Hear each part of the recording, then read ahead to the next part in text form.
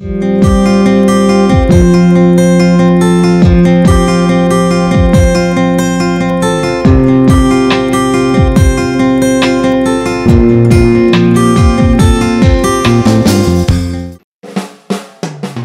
K. S. Ramakrishnan is working as an Assistant Professor, School of Education, Tamil Nadu Open University, Chennai 15. He has been teaching science education, environmental science, educational technology and research methodology in various colleges of education and Tamil Nadu Open University for the past 9 years. He has guided so many M.Ed, M.Phil and PhD students. His current research areas are environmental education, educational technology and media and communication. He has conducted various workshops on ICT usage in education, Wiki Educator, e-content development and educational research methodology. He had attended many online workshops on Moodle, learning analytics. He has published 6 books and many articles in national and international journals of repute. He regularly gives plenary and keynote speeches on environment and ICT related issues at various national and international conferences. He has delivered 28 episodes of the program Pudiyodor Ulagam at All India Radio, Chennai, related to various new developments in science and technology. Welcome to UGC CSE program. In this episode on environmental science, we shall discuss about the levels of organization, biosphere, abiotic and biotic factors, biomes, terrestrial biomes and aquatic biomes. First, let us discuss about the levels of organization. The ecologists study organisms and their environments at different levels of organization. That means there are so many levels in the organization of the species, and the biosphere consists of all organisms on the earth. So, collectively that we call that as a umbrella term as biosphere. So, it consists of all the organisms on the earth, and all the organisms are not in the same level, and therefore the question comes the levels of organization.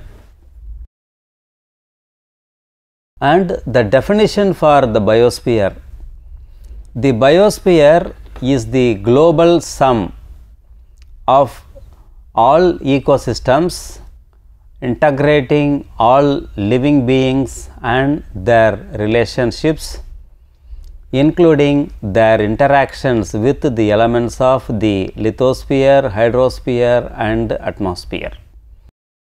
In short, we can say it is the sum of all the ecosystem. There are so many ecosystem: marine ecosystem, mountain ecosystem, desert ecosystem. So, there are so many ecosystems, and it is integrating all living beings.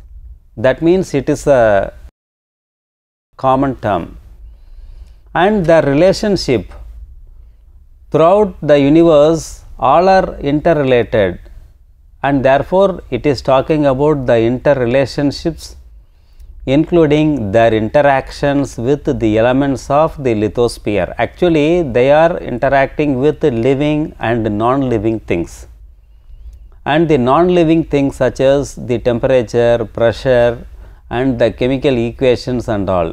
So, there is a constant interaction between all these things, and they are the part of the biosphere.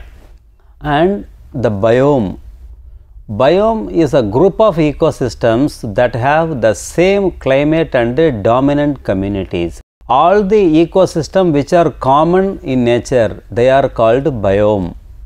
So, there are so many biomes in the earth, and they are sharing some climate and dominant communities, which are the animals, trees and their climatic conditions. They are common and we call them as biomes.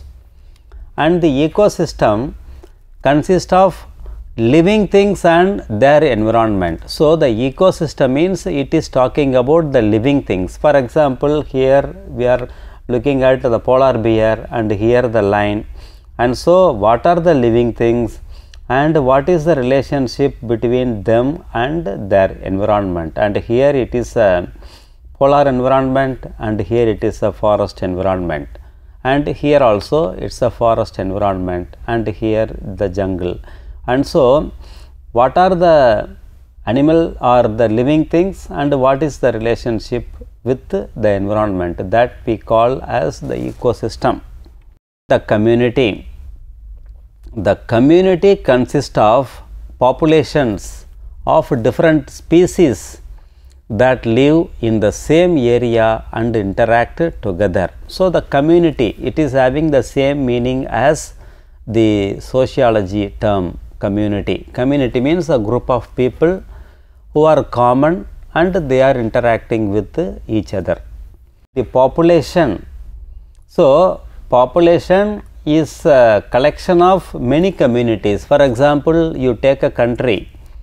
The population of India is around some 130 crores, and India contains many number of communities, and therefore the population is the organisms of the same species that live in the same area, interact with one another and produce fertile offspring.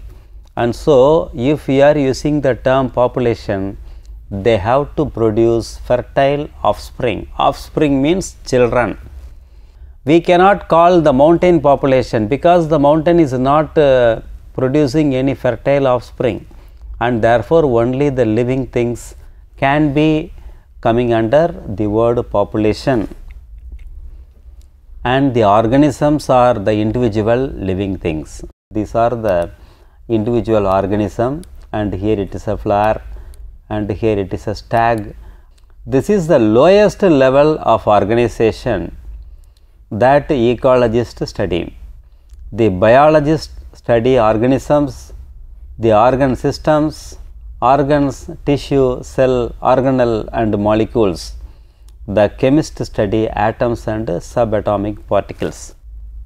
So it is the least level of the organization. The organisms and the environment. So what is the relationship between the organisms and their environment? Organisms, the life form consisting of one or more cells, has characteristics of life, and here these are the cells, and the environment includes both living, that means biotic, and non-living, that is abiotic. So that is a relationship between the environment and organisms. And now here is a hierarchy. We are starting from the lowest, that is the atom, and below that also there are some subatomic elements are there. We are not talking about them. So basically atom, hydrogen, oxygen, etc., and when they combine together it is forming water, and that is a molecule, and so this is a water molecule. The molecule, that is a second category or the second rank, the chemical combination of two or more atoms of the same or different elements. So here the elements are different, hydrogen and oxygen. And the third level, cell. So different molecules are forming protein, carbohydrate, amino acids and all, and that is forming the cell. And then comes the organism.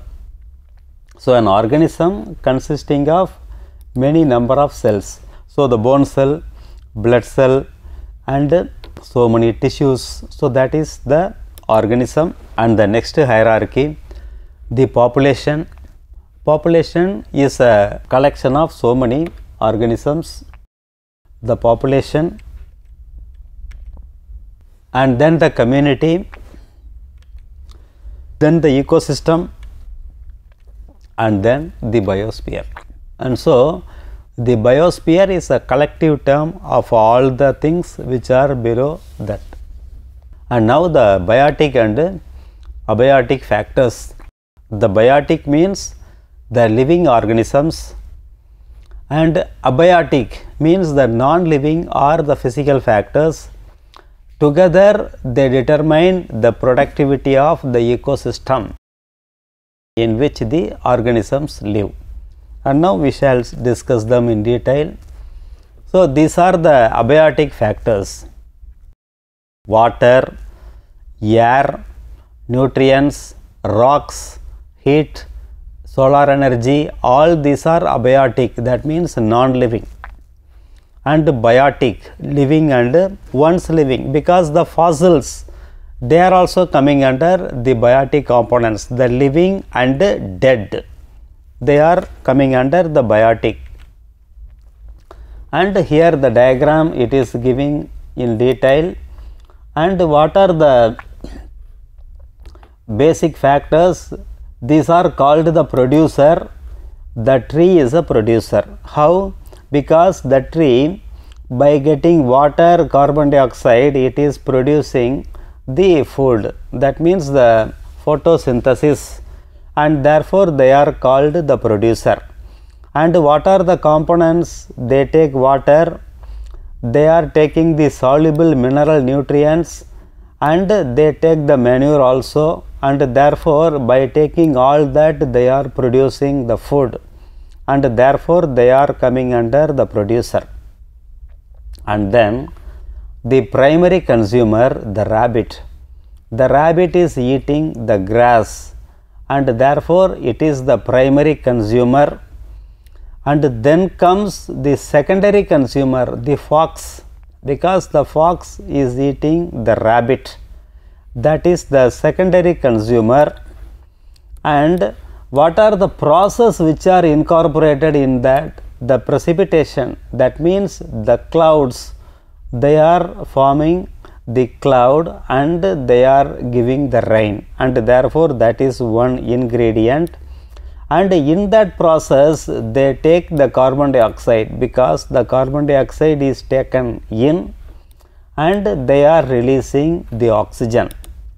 It is a cycle, because the animals, they are taking the oxygen and they produce the carbon dioxide, and the trees, they take the carbon dioxide and they release the oxygen, and therefore it is a cycle. And therefore these are the major biotic factors. What are the abiotic factors? This oxygen, this carbon dioxide, the heat, temperature, and all these, they are called the abiotic factors, and therefore the ecosystem consists of all that. And there is a range of tolerance for a population of organism. What is that meaning of tolerance? They cannot survive in all the condition, because in the optimum range there are many, and here the physiological stress, that means here the, for example, you take the temperature, very low temperature, very high temperature, we cannot see much organisms. So very low, the number of organism is very less, and very high, the number of organism is very less, and only in the middle or the optimum range you can see many number of organism, and that is called the range of tolerance. It is the lower limit and it is a higher limit. That means the animals or the living things cannot live in all the climatic conditions. The producers and consumers are the living components of the ecosystem. The producers are the autotrophs. Autotroph means self. By photosynthesis and chemosynthesis they are producing. And then comes the consumer or the hetero. Hetero means many. And there are primary, secondary and third and higher level. That means the consumers are primary consumer, those who are eating the grass, secondary, those who are eating small animals, and third or higher level, those who are eating the secondary animals. And then comes the decomposer. The decomposers are decomposing the dead animals and living animals also, and the detrivorous, and the aerobic respiration, anaerobic respiration and fermentation. So by all these forms the things are produced and consumed. Suppose a wood is dead, suppose something is dying, so what will happen? Here the long horned beetle, it is making holes, and then comes the bark beetle, it is engraving, and the carpenter ant, and they are coming and they start eating, and the termite and carpenter ant, they are also working, and the dry fungus. So when a wood is dying, all these they are coming into play, and what will happen? It will become the powder, the wood will become the powder, and again the powder is broken down by decomposers into the plant nutrients, and therefore it is dying in this process, and some others are flourishing. Therefore all these are depending upon this dead wood, therefore they are called the decomposers or the detritus feeders and the decomposers. So they are decomposing the wood into nutrients, and again it will be taken by the plants. So this is the main structural components of the ecosystem: the decomposer, abiotic, and biotic, the consumer, and all that. And now we are going to discuss about the biome. These are the world's major communities, and the biomes are the different regions that have different climates, plants and animals. A grouping that are similar in vegetation, structure, physiognomy, features of the environment and characteristics of their animal communities. So here you can see different biomes, they are having different colors, and here the oceanic, tropical, taiga, subtropical, polar, and all these they are having different color. That means this biome and this biome they are similar. That means here and here the climatic conditions are same, and it is India, and therefore the India and some other parts of China, all these they are having the same biome or the same communities. And a biome is a group of similar ecosystem with the same general abiotic factors and primary producers. They may be terrestrial or aquatic. Now we will discuss about the terrestrial biome. The terrestrial biomes include all the land areas on earth where organisms live. The distinguishing features of terrestrial biomes are determined by climate. So the climate is a major determinant of the terrestrial biomes, and they include tundras, temperate forest, grassland, chaparral, temperate and tropical deserts, and tropical forest and grasslands. So all these are different kinds of terrestrial biome. We will discuss them. And as we have already seen, the terrestrial biomes are depending upon the climate. Climate means the average weather in an area over a long period of time. And in terms of moisture, the climates can be classified as arid, semi-arid, humid, semi-humid, and so on. The amount of moisture depends on both precipitation and evaporation. And so we are going to discuss about the major types of biomes and the climate and biodiversity. The climate determines the plant growth. It also influences the number and variety of other organisms in a terrestrial biome.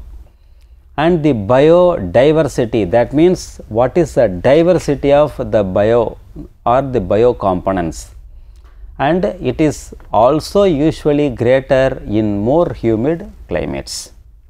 The terrestrial biomes, already we have seen the tropical, the temperate, chaparral, and the polar, and also all these are different kinds of biomes. So that we have already seen. So here one kind of biome and here another kind of biome.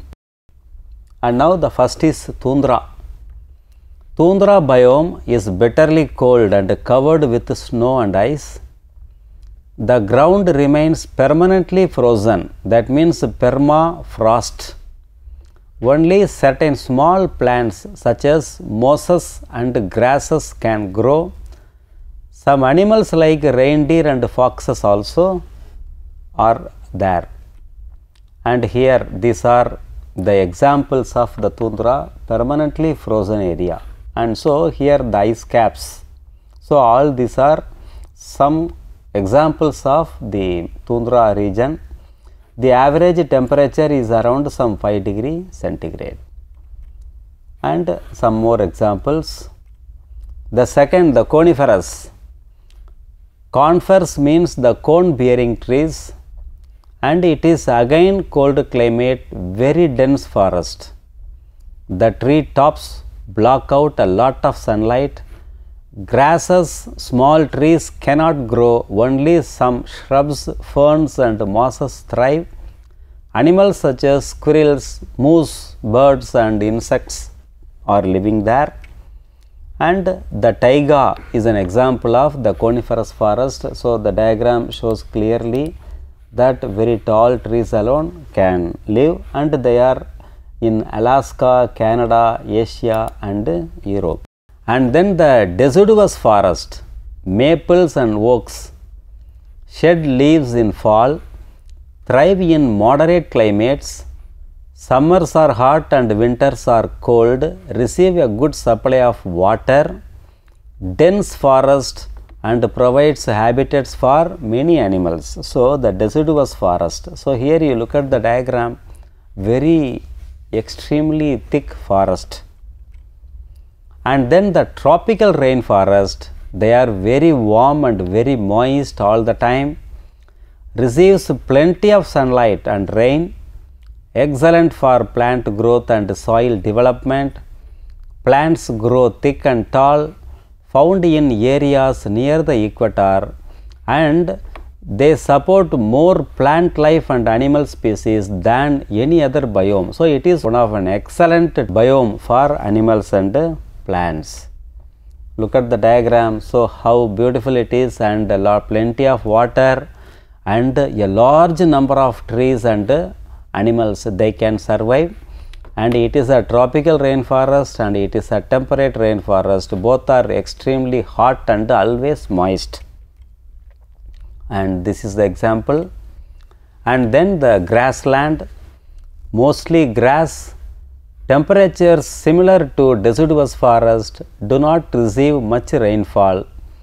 Excellent for grazing animals. Soil is very rich, and wheat and corn grow here. Home for many small and burrowing animals, because it is a grassland and therefore it is a home for many small animals. And it is an example. And the last one, the desert, very dry, receives very little rainfall, very hot during the day, cold at night. Soil is dry and poor, only few kinds of plants and very few animals, and it is an example of desert. And now the aquatic biomes. The terrestrial organisms are generally limited by the temperature and moisture, and they are defined by the abiotic factors, and most aquatic organisms do not have to deal with extreme temperature or moisture, and they are mainly depending upon the dissolved oxygen and nutrients. And so the aquatic biomes, there are two regions in the water, one is the photic and another is aphotic. Photic means it is extending up to 200 meters, enough sunlight, and therefore algae and other photosynthetic organisms can grow. And aphotic means there is no sunlight, and therefore they are depending on the photic region. And this is a diagram for photic and aphotic region, and these are the photic region. And as in the previous episode we have seen pelagic, oceanic, epipelagic, mesopelagic, bathypelagic, all these are aphotic region, and the photic region is very small. So only the plants can survive in this region, and all these are depending upon the photic region. And now what are the organisms? They generally fall into three broad groups: plankton, nekton and benthos. The planktons are tiny aquatic organisms that cannot move on their own. They live in the photic zone, and they include the phytoplankton and zooplankton. The phytoplanktons are bacteria and algae that use sunlight to make food, and the zooplanktons are tiny animals that feed on the phytoplankton. And the nekton, they are the aquatic animals that can move on their own by swimming through the water. They may live in photic or aphotic zone. They feed on plankton or other nekton. Examples include the fish and shrimp. So, most of the sea animals are coming under this category of nekton. And the third category, benthos, they are the aquatic organisms that crawl in sediment at the bottom of a body of water, and most of them are decomposers. They include sponges, clams and anglerfish, which are adapted to life in the dark. So, the diagram, so here these are the algae, fungi, bacteria, etc., and these are living in the bottom, the benthos. So, actually what is the role?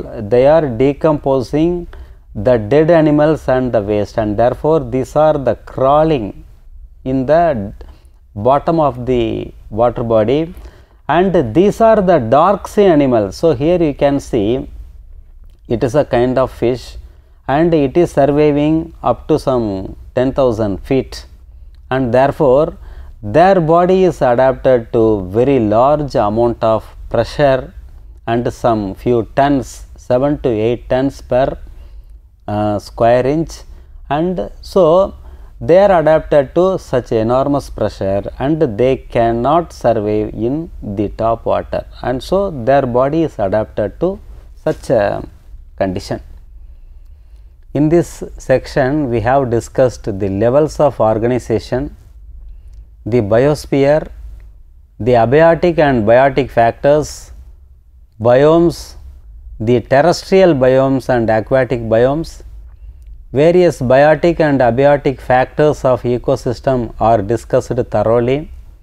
Various types of terrestrial and aquatic biomes are also explained. So, we have discussed about the tropical rainforest, deciduous rainforest, tundra, desert and some other kinds of grasslands. So, all these are different types of the terrestrial biomes and the aquatic biomes. So, there are two types of aquatic biomes, the photic and aphotic, and three kinds of organisms. They are able to survive in these regions, and all that we have discussed thoroughly, and now we are having some questions.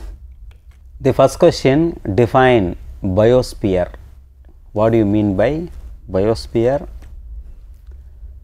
And the second question, write the biotic and abiotic components of an ecosystem. The third, classify the producers and consumers. The fourth one, write the characteristics of terrestrial biomes. And the last question, write short notes on aquatic organisms. So, with that we are completing this episode. Thank you.